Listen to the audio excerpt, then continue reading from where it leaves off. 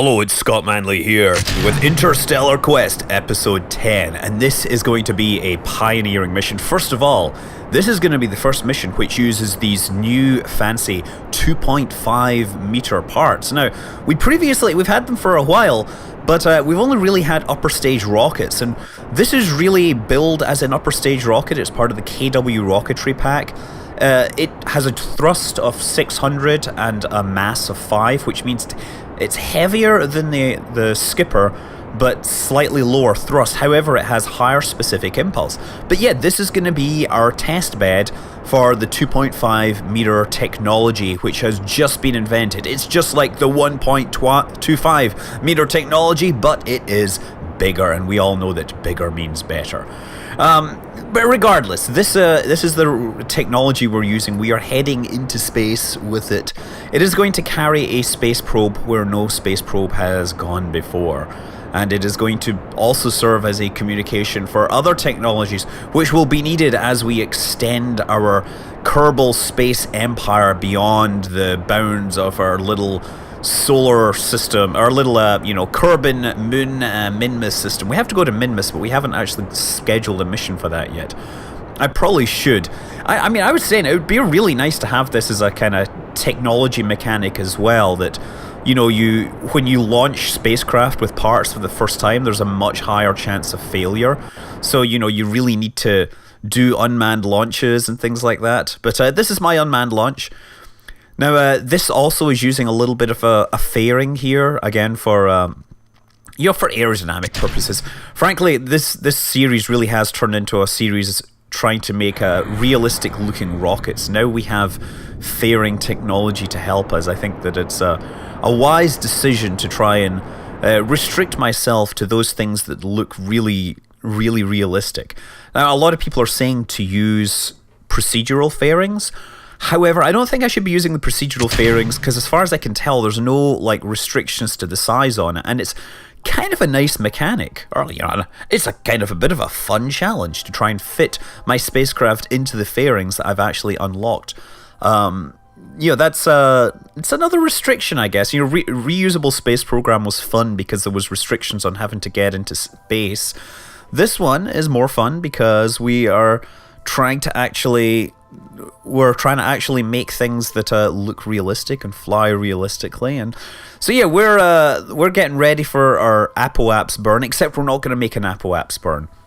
We are actually going to go and burn straight for escape velocity.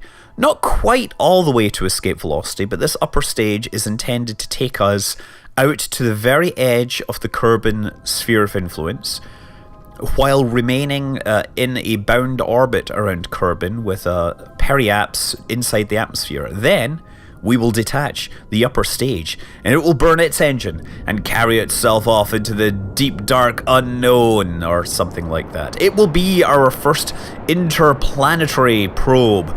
Although it doesn't actually have a destination, we haven't sorted out our astronavigation, and to be quite honest, I am done waiting for launch windows at this time. I'm just going to go out there and collect the science with this new fancy magnetometer, which will tell us all about the interplanetary magnetic field and, cosmic rays and things like that. It'll also let us figure out how far we can go before we need better communication equipment.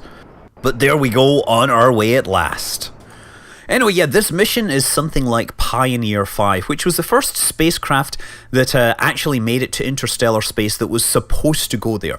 Some of the lunar flypaths ended up in interstellar space, but Pioneer 5 was the first one really to have instrumentation that was designed to investigate interplanetary magnetic fields and stuff.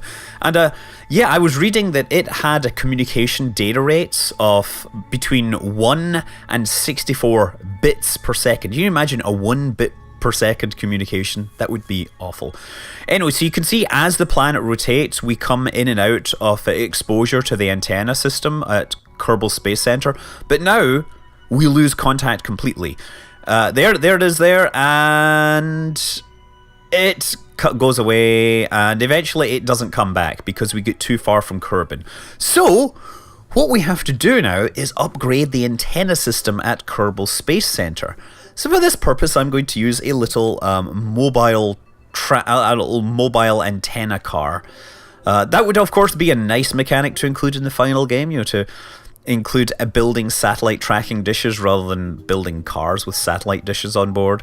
It's just going to be a really simple thing with a bunch of antennas, one big antenna, some solar panels, pile of batteries, some wheels. This is ground relay.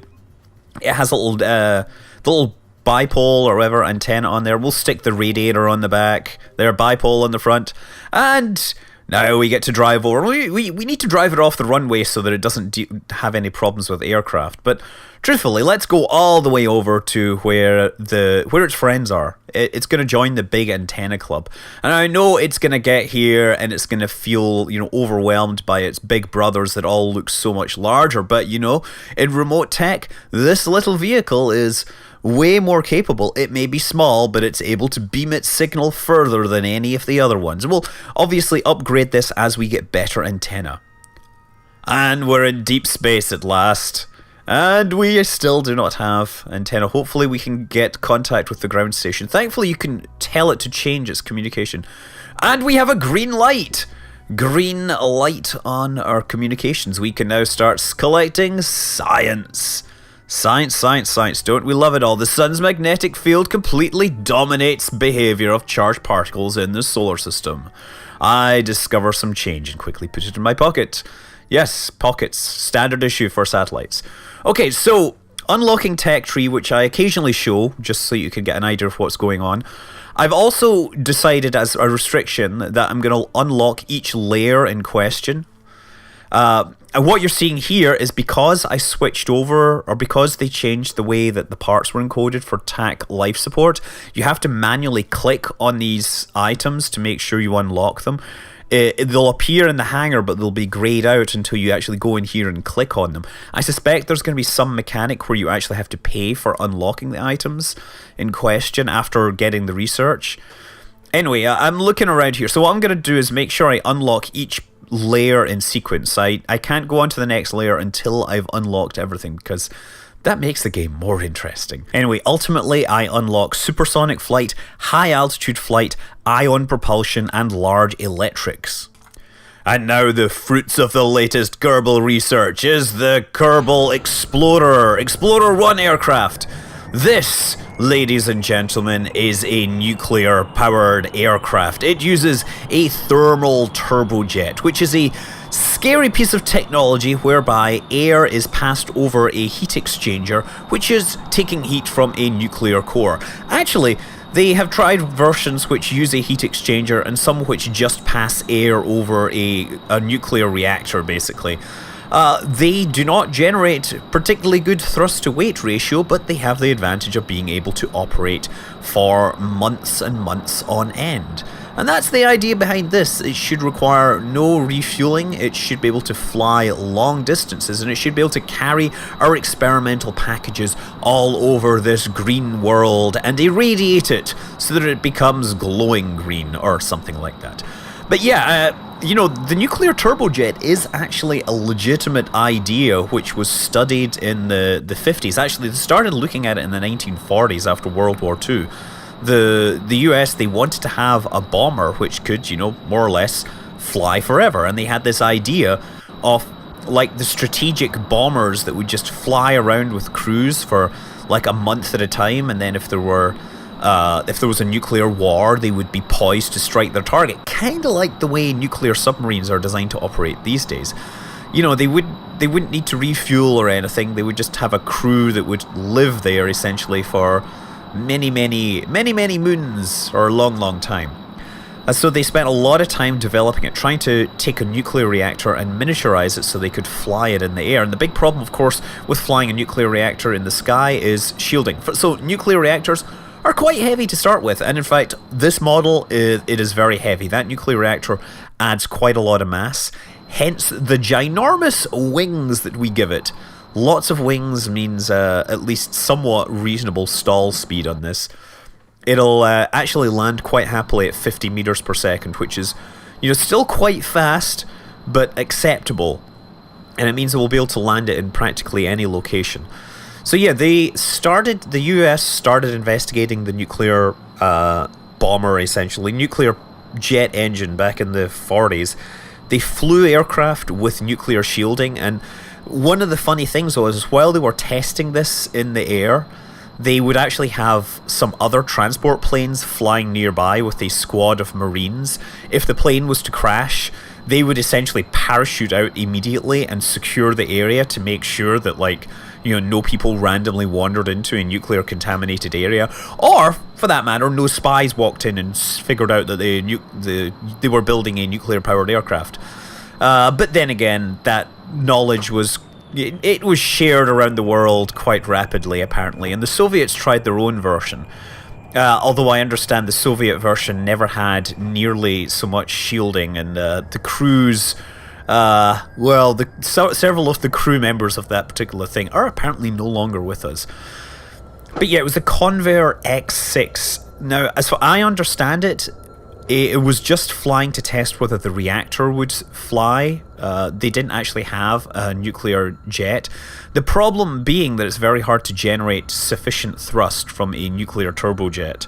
It's essentially a ramjet where the air comes in, gets heated by the core, and then, of course, comes out the back of the aircraft, providing enough thrust. And when you account for the fact that the reactor is a very heavy object, that you have an engine with essentially no moving parts, you know, no spinning fan blades or anything like that, and air temperatures which are actually lower than that generated by conventional fuel, then you actually end up with an engine which has really terrible thrust to mass ratio and was barely able to generate the thrust. The idea, I think, was that if they developed this, it would be able to either take off with the help of some rockets, you know, do a JATO style takeoff and then land on its own. But at the facility, they were actually building a 15,000 foot runway so that they could actually deploy these things for testing, as I understand it.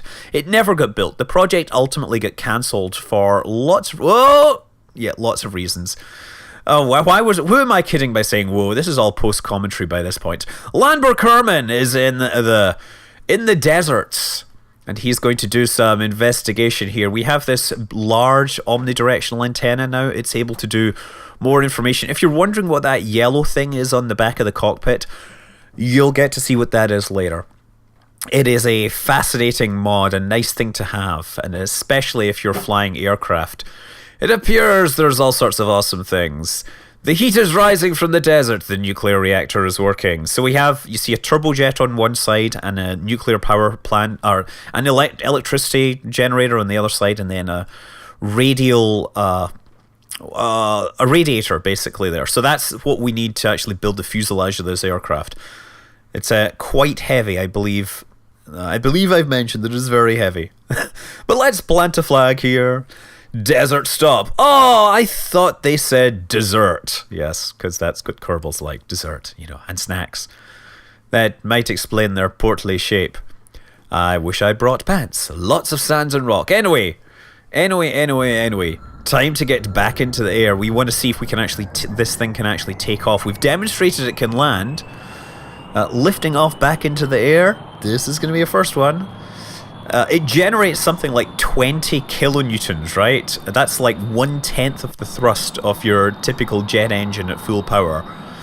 But, you know, the great thing is you don't need... Oh! Almost did it. There, you don't actually need to have a thrust-to-weight ratio of greater than 1. So this actually flies more like a regular aircraft. A lot of the aircraft in Kerbal Space Program, they have thrust-to-weight ratios of way greater than 1. They're able to basically fly vertically, at least until they run out of air.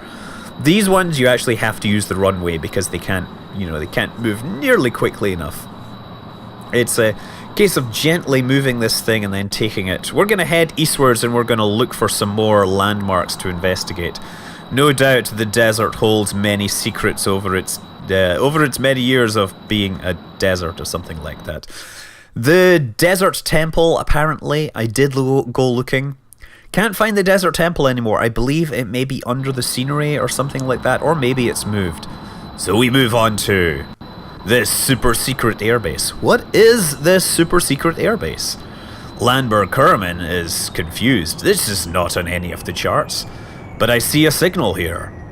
I see buildings. I see a big K etched into the landscape. What could this possibly mean? Well, he's out here on his own. He's unable to communicate at this time until he lands. The antenna that he uses needs to be deployed, and if he deploys it in the air, it will tear off. So instead, he's gonna come down and take a look. Wow, this is primitive architecture. It looks like buildings from a bygone era. Who built these things? Clearly they don't know a great deal about architecture.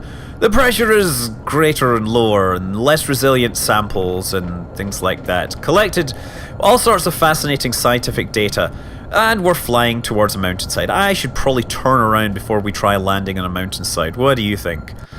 This thing actually manages to travel quite quickly. It'll manage like over 250 meters per second at altitude. It's not quite supersonic, but it's fast enough that we can fly around the planet Kerbal.